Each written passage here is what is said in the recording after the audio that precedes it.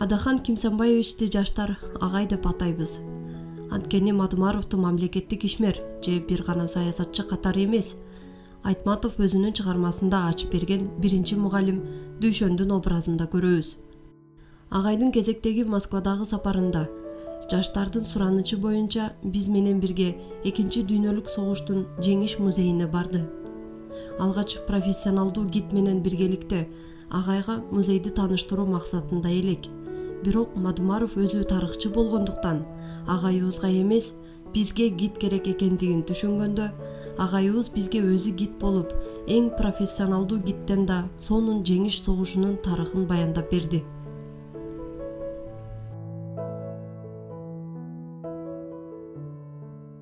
Ушел герой.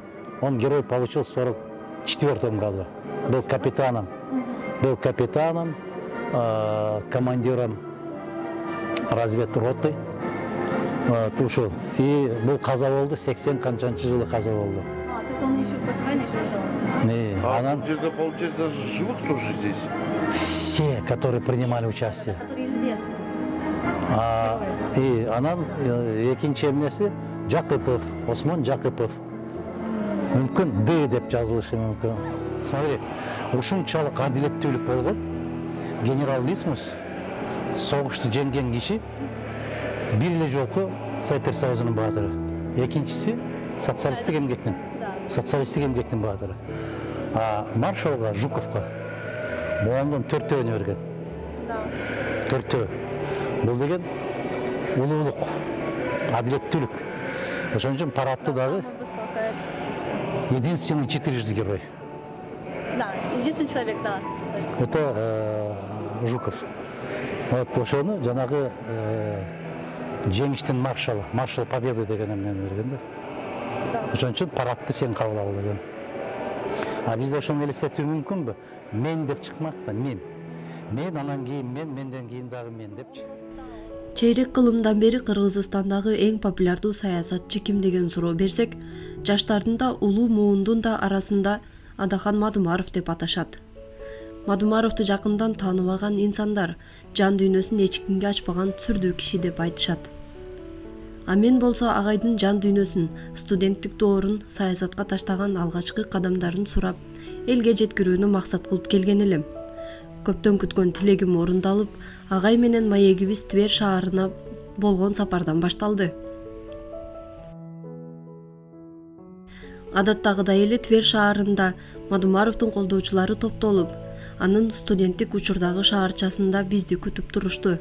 Мен болсо көпчүлүккө кызыктуу болгон суроолорго жооп алганга аракет кылдым. Алгач агайдын студенттик доорундагы кызыктуу окуяларын айтып берүүсүн сурандым. Агай бизге студенттик шаарчасын тааныштырганча, 3 баланын энеси өмүрлүк жубайы менен таанышкандыгы менен баштады. Жүрөк аябай дүкүлдөткөн жерлерден бири мына ошо кинотеатр Звезда. Биз Агилаш экөөбүз аябай көп келчүбүз. Неме? Келинчегим. Анда келинчек эмес. Чудово. Ошо. Эч эсимден кетпейт. Ушул жерге кирип алып бир зеленый луч дегенди бир киного кирип алып, эмне жөнүндө болгон эч эмне кылган эмес, түшүнгөн эмеспиз. Шын чыгып алып кино эмне жөнүндө деп таң калганбыз. Мына ушул кинотеатр Звезда. Горький библиотека азыр көрөбүз. Трамвай кетет элек, трамвай. Биз жана университеттен чыктым го. Ошол жерден остановка бар, остановкага чыгып, троллейбуска, трамвайга отурсам, алдында кызыл плащ кийген, чачы кара.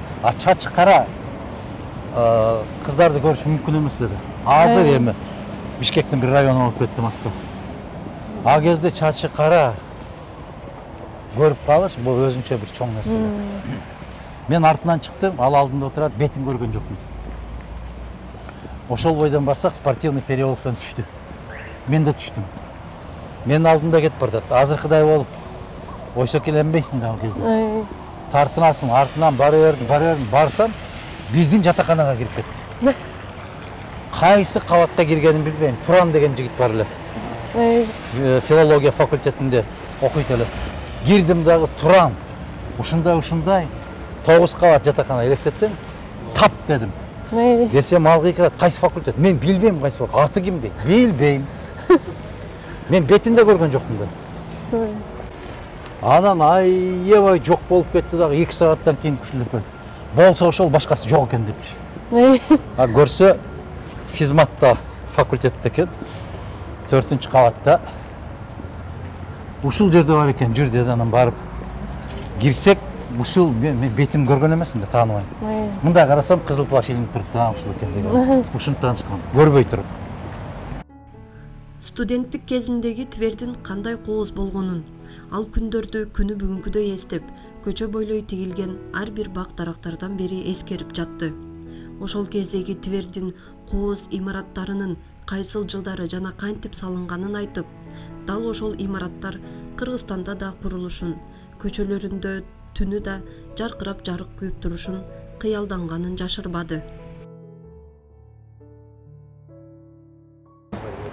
Мана Назира, мына жерден баштап, тетиги жерден. Тетиги көрдүңбү? Бүт баары бир стилде курган. Эми ошол 200 жыл башта. 200 жыл башта. Ошондой талап кылган. Эми бизде Бишкекте болобу, Ошто болобу, кайсы шаарда болбосун, ошондой план жок. Баарына бирдей, бири-бириңнен өзгөчөлөнбө. Мына Волга менен, пароход менен өтүп баратканда бүт баардыгы бирдей көрүнсүн, көрдүңбү? Кандай саясат жүргөн. Мамлекетте ошондой саясат жүрүү керек. Кыргызстан менен ошол барган мамлекетиңизди салыштыруу болобу? Сөзсүз. Мен баардык нерсени салыштырам. Мына аялдамалары кандай, жөө баскан жерлери кандай, жарыгы кандай, үйлөрдүн фасадтарын кандай кылып койгон, баардыгын салыштырам. Мени абдан таң калтырганы, арадан канча жылдар өтсө да, агай Твердин ар бир көчөсүн унутпай, кайсы коомдук унаа, кайсы дарекке бараарын айтып бергени болду. Жада калса, эң кооз аялдамаларды да өз мекенинде көргүсү келгенин жашырбады.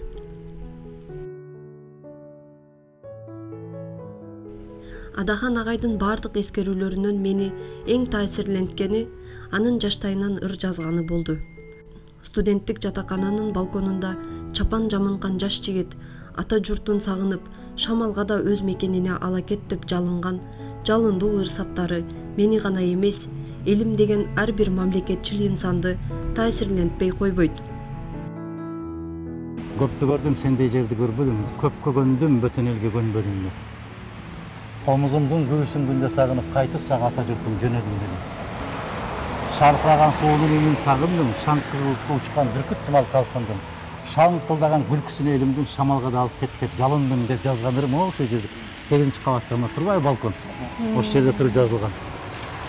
Керемет.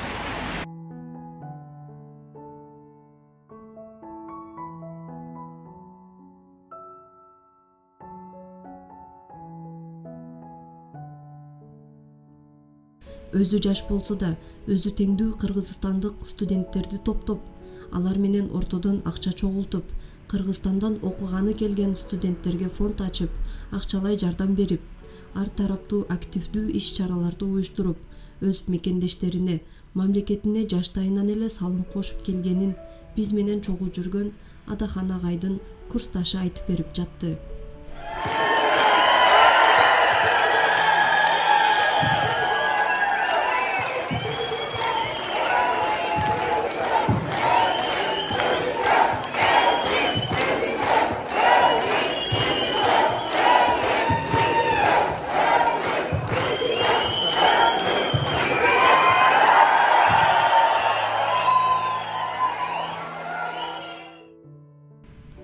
Өз өлкөсүн, мамлекетин катуу сагынган саясатчы барбы? Анын баскан турганы кандай? Ал акчаны эмес билимди, бизнести эмес китепти, бийликти эмес элди таңдаган саясатчы ким деген суроого ал Мадумаров деп жооп берер элем.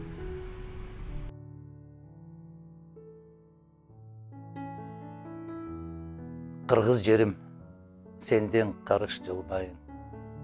Кыргыз элим, сенден такыр чыкпайын. Кандай жашап, кандай өмүр сүрсөм да, кандай иштер эмне жумуш кылбайын. Бул баягы жашоодогу рахат эмнеден турат, байлык деген эмне, баалуулук деген эмне дегенден улам жакпасам төбөлдөргө өкүнбөймүн. Укпаса угузам деп өкүрбөймүн. Бир азда адамдыгым түшүнчү деп дүйнөсү жардылардан өтүнбөймүн. Жараткан мейли бербе байлыгыңды, көтөрөм бужалганда жардылыкты, суранам бир өзүңдөн көз жумулуп, кеткиче таза сакта ыйманымды.